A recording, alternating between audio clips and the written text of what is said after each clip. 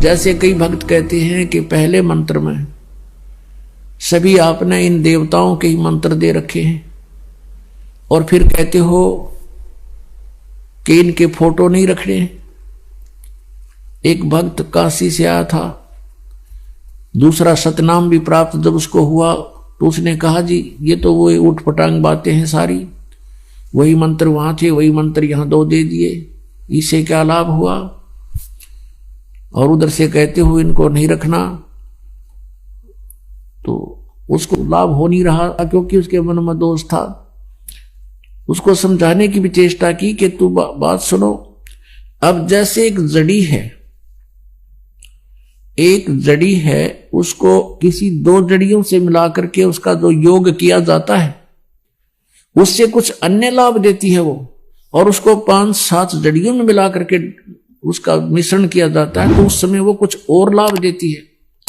रही बात फोटो रखने की, जैसे आप एक पति भर्ता स्त्री होती है वो अपने पर्स में केवल अपने पति का ही फोटो रख सकती है, दूसरे का नहीं। बाकी अनादरणीय नहीं है, अन्य भी हैं, सबको प्रणाम करें, अगर कहीं फोटो लगे हैं तो दूसरी बात हो, फोटो दूसरी बात है, लेकिन जहां पूजा स्थल हो वहां पर आप अपने मालिक के अतिरिक्त अगर किसी का फोटो रखते हो तो आपके हृदय में पतिव्रता तो नहीं है, वो नहीं है आपके अंदर, तो वो पतिव्रतापन नहीं होने से भगवान रुष्ट होगा। तो इसलिए हमने अपने पूजा स्थल पर केवल अपने ही उस पति का यानी कबीर जी का, परमेश्वर का, मालिक का फोटो ही रखना है। बाकी रही बात के जैसे वो आपको बताई दिया कि जब उन्हीं मंत्रों को, उसी जड़ी को हम कई जड़ियों मिलाकर उसका प्रयोग करते हैं तो उसका कुछ अन्य लाभ होता है, और 2 को मिलाकर करते हैं तो उसका कुछ अन्य लाभ होता है। तो ऐसे इनको समझो, क्योंकि जैसे पुण्यात्मा भोजन आटा वही है, गेहूं वही है, और उनको अलग अलग से बनाकर प्रयोग करते हैं तो कुछ आइटम अलग बन जाते हैं, टेस्ट भी अलग होता है। जैसे घी और रोटी वैसे खा लें, उसमें बूरा डाल लें, हलवा बनावे तो और न्यारा ही टेस्ट बन जाता है। तो ऐसे ही बात है इस गुण की कि जैसे कोई औषधि है, यही समझो इसका उदाहरण, ये बहुत ही फिट है। अब क्या होता है, जैसे हम त्रिकुटी पर आ जाते हैं तो त्रिकुटी तक तो ये जो लाभ हमें प्रथम मंत्र का था ये यहां तक ले आया आपको। अब त्रिकुटी पर पहुंचेंगे, त्रिकुटी यहां नहीं है, यहां तो बताई जाती है कि इसके बिल्कुल बैक में, इन दोनों भावों के बीच में, यहां बैक में यहां एक बनी हुई है नाड़ी सी है। तो वहां त्रिकुटी पर जाने के बाद वहां आपका अकाउंट होगा सतनाम का। अब सतनाम क्या है? 2 अक्षर का। जैसे गुरु ग्रंथ साहिब में लिखा है कि 2 अक्षर का भेद बतावे सो गुरु पूरा कहावे। वो 2 अक्षर कौन से हैं? एक तो ओम है, एक ये तत् है। ओम तत् सत में तो 3 मंत्र हैं, ये ओम और तत् वो सांकेतिक है, ये दोनों मिलकर सतनाम बन जाता है। इनके सेवन की विधि भी भिन्न भिन्न है। तो जो ओम नाम है सतनाम के अंदर, इसको हम त्रिकुटी पर देंगे। ये ब्रह्म का जाप है। हम क्या करते रहे अभी तक? ओम नाम का जाप करते थे ऋषि महर्षि पहले, और कोई जाप नहीं करते थे, वो केवल ब्रह्म साधना करते थे। अब उनको कंप्लीट ज्ञान तो था नहीं, जैसा काल ने उनको वर्मित किया तो ओम नाम के जाप से वो ब्रह्मलोक में चले जाते थे। ब्रह्मलोक में हजारों युगों तक वो वहां उन पुण्यों ओम नाम के कमाई के भक्ति के आधार से, धन के आधार से वह हजारों युगों तक स्वर्ग में मौज मस्ती करते थे। उन स्वर्ग में क्या है? जो यहाँ पृथ्वी पर बकवाद उपलब्ध नहीं है वो बकवाद वहां पर है।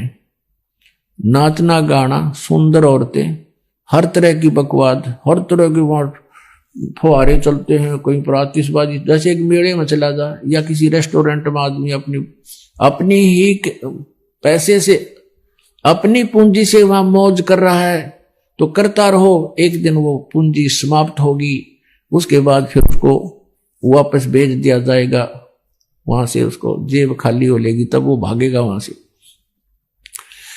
तो हम अभी तक अपनी जेब वहां कटवाते रहे स्वर्ग में जाकर, ओम नाम के जापते हैं, महास्वर्ग में, महास्वर्ग कहो ब्रह्मलोक कहो, और हमारे पाप न्यो के न्यो रह जाते हैं। उन पापों के लिए फिर नरक भी जाना पड़ता, और उसके बाद फिर यहाँ 84 लाख योनियों में, पशु पक्षियों की भी योनियों में भोग जाना पड़ता।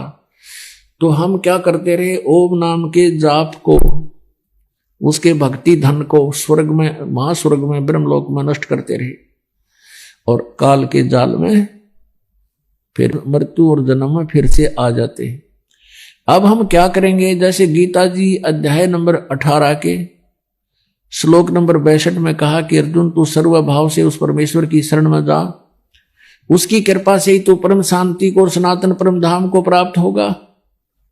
फिर गीता जी अध्याय नंबर 18 के श्लोक नंबर 63 में कहा कि अर्जुन ये गीता जी का गुप्त से गुप्त ज्ञान मैंने तेरे को बता दिया, अब जैसे तेरी इच्छा ऐसे कर ले। मेरी शरण में रहना है तो उठा लठ, हथियार उठा युद्ध कर, यह शांति नहीं हो सकती, और मेरी साधना करेगा तो ब्रह्मलोक प्राप्त होगा। और 8वें अध्याय के 13वें श्लोक में बता दिया मेरा मंत्र ओम है, नथिंग एल्स, और कोई मंत्र नहीं जाप करने का, और जन्म मृत्यु तेरी भी रहेगी मेरी भी रहेगी, शांति नहीं हो सकती।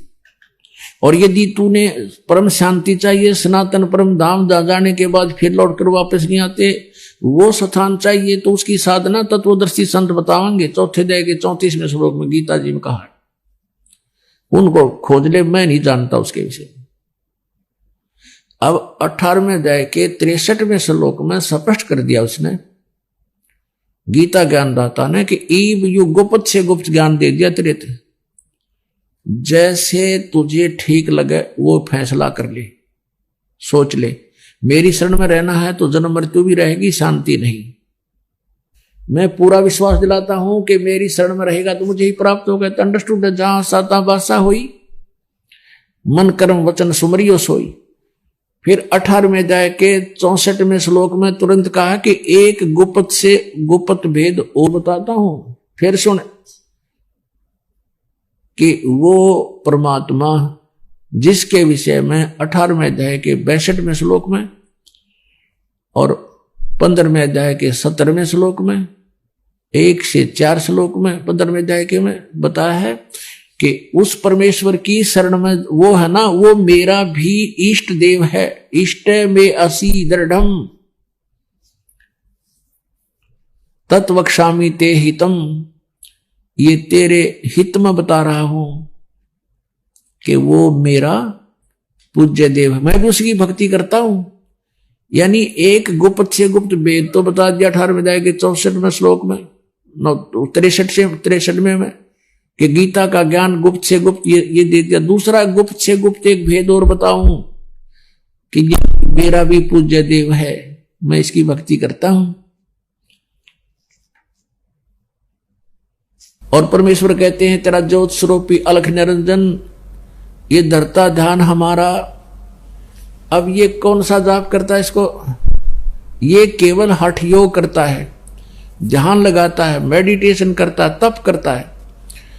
21वें ब्रह्मांड के ऊपर ले उसमें बैठा है ये, और तप से क्या मिलता है, राज्य मिलता है।